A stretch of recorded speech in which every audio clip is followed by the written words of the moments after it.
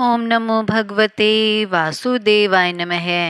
आज इस वीडियो में हम मार्गशीर्ष माह के कृष्ण पक्ष की उत्पन्ना एकादशी व्रत की कथा सुनेंगे। एकादशी का व्रत सभी व्रतों में विशेष महत्व रखता है।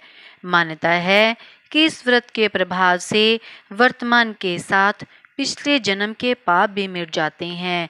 साथ ही कई पीढ़ियों के पितरों को मोक्ष की प्राप्ति होती है। जो लोग एकादशी का व्रत शुरू करना चाहते हैं वह मार्गशीर्ष माह की उत्पन्ना एकादशी से इसकी शुरुआत कर सकते हैं, क्योंकि शास्त्रों में इसे ही पहली एकादशी माना गया है। इसी दिन एकादशी देवी की उत्पत्ति हुई थी। उत्पन्ना एकादशी व्रत में पूजा के बाद कथा जरूर पढ़नी चाहिए। कहते हैं कि तभी पूर्ण फल मिलता है। आइए सुनते हैं उत्पन्ना एकादशी की व्रत कथा। धर्मराज युधिष्ठिर कहने लगे कि हे भगवान, मैंने कार्तिक शुक्ल एकादशी अर्थात प्रबोधिनी एकादशी का सविस्तार वर्णन सुना। अब आप कृपा करके मुझे मार्गशीर्ष माह के कृष्ण पक्ष की एकादशी के विषय में बताइए। इस एकादशी का क्या नाम है तथा इसके व्रत का क्या विधान है, इसकी विधि क्या है, इस व्रत को करने से किस फल की प्राप्ति होती है, कृपया यह सब विधान पूर्वक कहिए। भगवान श्री कृष्ण बोले, मार्गशीर्ष माह के कृष्ण पक्ष में आने वाली इस एकादशी को उत्पन्ना एकादशी कहा जाता है। यह व्रत शंखोद्वार तीर्थ में स्नान करके भगवान के दर्शन करने से जो फल प्राप्त होता है उसके बराबर पुण्य मिलता है। व्रत करने वाले भक्त को चोर, पाखंडी, मिथ्याभाषी, निंदक तथा किसी भी प्रकार के पापी से बात नहीं करनी चाहिए। इसका महात्म्य मैं तुमसे कहता हूँ, ध्यान पूर्वक सुनो। युधिष्ठिर कहने लगे कि हे भगवान, आपने हजारों यज्ञ और लाख गोदान को भी एकादशी व्रत के बराबर नहीं बताया, सो यह तिथि सब तिथियों से उत्तम कैसे हुई, बताइए। भगवान कहने लगे, हे युधिष्ठिर, सतयुग में मुर नामक एक दैत्य उत्पन्न हुआ। वह बड़ा बलवान और भयानक था। उस प्रचंड दैत्य ने इंद्र, आदित्य, वसु, वायु, अग्नि आदि सभी देवताओं को पराजित करके भगा दिया।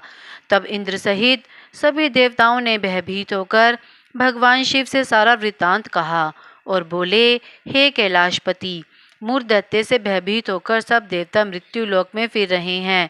तब भगवान शिव ने कहा, हे देवताओं, तीनों लोकों के स्वामी, भक्तों के दुखों का नाश करने वाले भगवान विष्णु की शरण में जाओ, वे ही तुम्हारे दुखों को दूर कर सकते हैं। शिव जी के ऐसे वचन सुनकर सभी देवता क्षीर सागर में पहुँचे। वहाँ भगवान को शयन करते देख हाथ जोड़कर उनकी स्तुति करने लगे कि हे देवताओं द्वारा स्तुति करने योग्य प्रभु, आपको बारंबार नमस्कार है। देवताओं की रक्षा करने वाले मधुसूदन, आपको नमस्कार है। आप हमारी रक्षा करें। दैत्यों से भयभीत होकर हम सब आपकी शरण में आए हैं। आप इस संसार के कर्ता, माता पिता, पालन करता और संहार करने वाले हैं। सबको शांति प्रदान करने वाले हैं। आकाश और पाताल भी आप ही हैं। सबके पितामह ब्रह्मा, सूर्य, चंद्र, अग्नि, सामग्री, होम, आहुति, मंत्र, तंत्र, जप, भोक्ता भी आप ही हैं। आप सर्वव्यापक हैं। आपके सिवा तीनों लोकों में चर तथा अचर कुछ भी नहीं है। हे भगवान, दैत्यों ने हमको जीतकर स्वर्ग से भ्रष्ट कर दिया है और अब हम सब देवता इधर उधर भागे फिर रहे हैं। आप उन दैत्यों से हम सबकी रक्षा करें। इंद्र के ऐसे वचन सुनकर भगवान विष्णु कहने लगे कि हे इंद्र, ऐसा मायावी दैत्य कौन है जिसने सब देवताओं को जीत लिया है? उसका नाम क्या है? उसमें कितना बल है और किसके आश्रय में है तथा उसका स्थान कहाँ है? यह सब मुझसे कहो। भगवान के ऐसे वचन सुनकर इंद्र बोले, भगवन, प्राचीन समय में एक नाड़ी जंग नामक राक्षस था। उसका महाप्रक्रमी और लोक विख्यात मुर नामक एक पुत्र हुआ। उसकी चंद्रवती नाम की नगरी है। उसी ने सब देवताओं को स्वर्ग से निकालकर वहाँ पर अपना अधिकार जमा लिया है। उसने इंद्र, अग्नि, वरुण, वायु, चंद्रमा आदि सबके स्थान पर अधिकार कर लिया है। सूर्य बनकर स्वयं ही प्रकाश करता है, स्वयं ही मेघ बन बैठा है और सबसे अजेय है। हे असुर निकंदन, उस दुष्ट को मारकर देवताओं को अजेय बनाइए। यह वचन सुनकर भगवान ने कहा, हे देवताओं, मैं शीघ्र ही उसका संहार करूँगा। तुम चंद्रावती नगरी जाओ। इस प्रकार कहकर भगवान सहित सभी देवताओं ने चंद्रावती नगरी की ओर प्रस्थान किया। उस समय जब दैत्य मूर सेना सहित युद्ध भूमि में गरज रहा था, उसकी भयानक गर्जना सुनकर सभी देवता भय के मारे चारों दिशाओं में भागने लगे।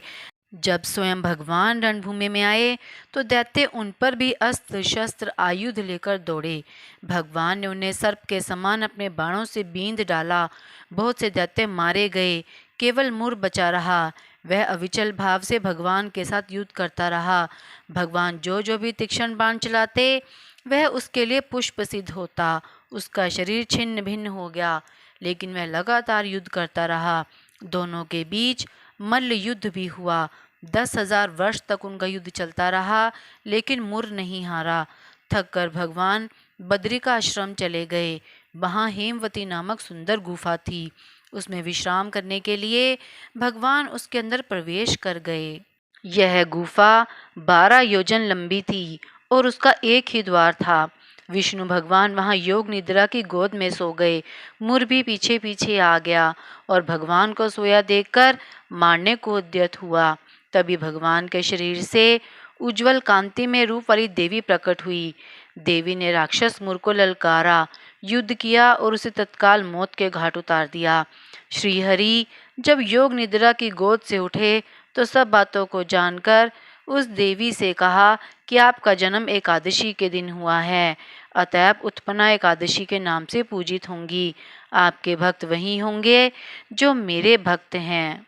उत्पन्ना एकादशी की व्रत कथा संपन्न हुई। अगर आपने अभी तक मेरे चैनल को सब्सक्राइब नहीं किया है तो आप मेरे चैनल को सब्सक्राइब करें ताकि आपको मेरे आने वाली वीडियो की नोटिफिकेशंस मिलती रहें। आप मेरी वीडियो को ज़्यादा से ज़्यादा लाइक और शेयर करें।